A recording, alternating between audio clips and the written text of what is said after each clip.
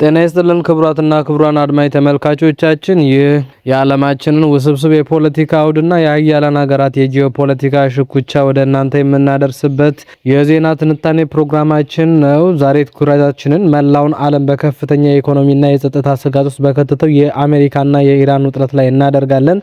እስከ ፍጻሜው ድረስ አብራችሁን ቆዩ። ዓለም የከፋ ጦርነት አፋፍ ላይ ቆማ በነበረችበት እንግዲህ በዚህ ወቅት ያልተጠበቀና ድንገተኛ ፖለቲካዊ ክስተት ተፈጥሯል። ይኸውም የዩናይትድ ስቴትስ ፕሬዝዳንት ዶናልድ ትራምፕ በትሩዝ ሶሻል ማህበራዊ ትስስር ገጻቸው ባሰፈሩት ያልተጠበቀ መልእክት አሜሪካ በኢራን ላይ ልትወስድ ያቀደችውን ወታደራዊ ጥቃት ማገዷንና የሁለት ሳምንት ጊዜያዊ የተኩስ አቁም ስምምነት ማድረጓንም ይፋ አድርገዋል። እንግዲህ ይህ ውሳኔ በአጋጣሚ የተፈጠረ ሳይሆን በአንድ ትልቅና ወሳኝ ቅድመ ሁኔታ ላይም የተመሰረተ ነው። ይኸውም ኢራን የዓለምን የነዳጅ አቅርቦት ደም ስር የሆነውን የሆርሙዝ ስትሬት ወሽመጥ የባህር መስመር ሙሉ በሙሉ ክፍትና ደህንነቱ የተጠበቀ ማድረግ አለባት የሚል ጥብቅ የአሜሪካ ቅድመ ሁኔታም ቀርቧል። ይህ በእንዲህ እንዳለ የትራምፕ መግለጫ መጀመሪያ ላይ የእስራኤልን ዕጣ ፈንታ በተመለከተ ግልጽ አላደረገም ነበር። ይሁን እንጂ የኋላ ኋላ ከአሜሪካ ባለስልጣናት እንደተረጋገጠው እስራኤልም የዚህ የተኩስ አቁም አካል በመሆን በኢራን ላይ የጀመረችውን ወታደራዊ ዘመቻ ለጊዜው ትገታለች። ደግሞ በመካከለኛው ምስራቅ ታሪክ ውስጥ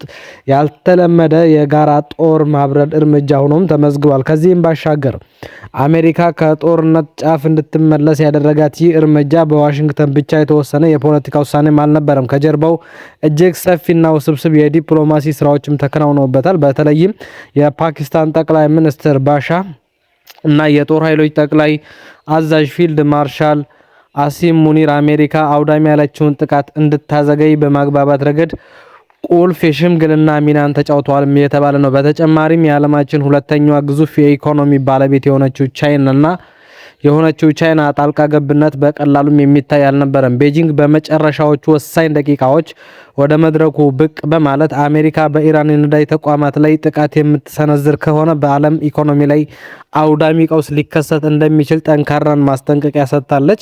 በሌላ በኩል ደግሞ አሜሪካ የጥቃት ጊዜ ገደብ አስቀምጣ ስትዘገይ አሁን ለአራተኛ ጊዜዋ ነው። ፕሬዝዳንት ትራምፕ አሜሪካ አስቀድማ ያቀደችውን ወታደራዊ ግቦች በተገቢው መንገድ አሳክታለች በማለት አሁን ሰፊ የሰላም ማዕቀፍ ላይ ለመድረስ መዘጋጀታቸውን አስታውቀዋል። ለዚህም እንደመነሻ ያነሱት ኢራን በራሷ አነሳሽነት ያቀረበችውን ባለ 10 ነጥብ የሰላም ሀሳብ ነው። ምንም እንኳን ይህ እርምጃ የሰላም ተስፋን የፈነጠቀ ቢሆንም ኢራን ለዚህ የተኩስ አቁም ስምምነት የሰጠችው ምላሽ ጥንቃቄ የተሞላበትና በቅድመ ሁኔታዎች የታጠረ ነበር። እንግዲህ የኢራን ብሔራዊ የጸጥታ ምክር ቤት እንዳስታወቀው አሜሪካና እስራኤል ጥቃታቸውን ሙሉ በሙሉ እስካቆሙ ድረስ ብቻ ቴህራንም በተመሳሳይ ጥቃቷን ታቆማለች። በመሆኑም በቀጣዮቹ 2 ሳምንታት በሆርሙዝ የባህረ ሰላጤ ደህንነቱ የተጠበቀ የንግድ ትራንስፖርት እንዲኖርም ትፈቅዳለች ተብሏል።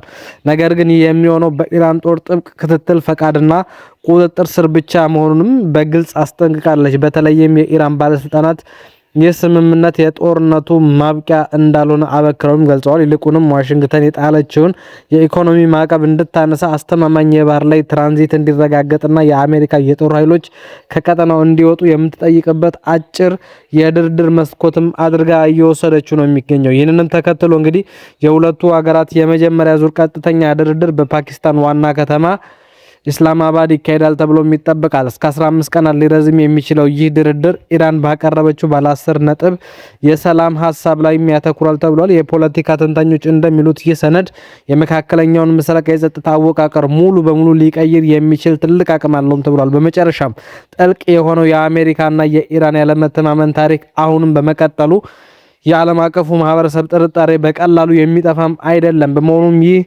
የ2 ሳምንት የተኩስ አቁም ወደ እውነተኛ ዘላቂ ሰላም የሚያመራ ቁልፍ እርምጃ ነው ወይስ ለቀጣይ የከፋ ጦርነት የሚደረግ ታክቲካዊ የጊዜ ግዢ የሚለው መሰረታዊ ጥያቄ የዓለምን ትኩረት ስቧል። አሁን ላይ የዓለም ነዳጅ ገበያ ሀያላን ሀገራትና የቀጠናው ተዋናዮች በቀጣይ የሚፈጠረውን ክስተት በከፍተኛ ትኩረት እየተከታተሉት ይገኛል።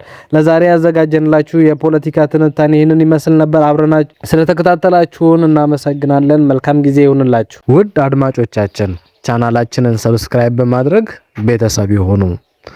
ሀሳቦትን ኮሜንት ላይ ጻፉልን። ለሌሎች እንዲዳረስ ሼር ያድርጉ። እናመሰግናለን።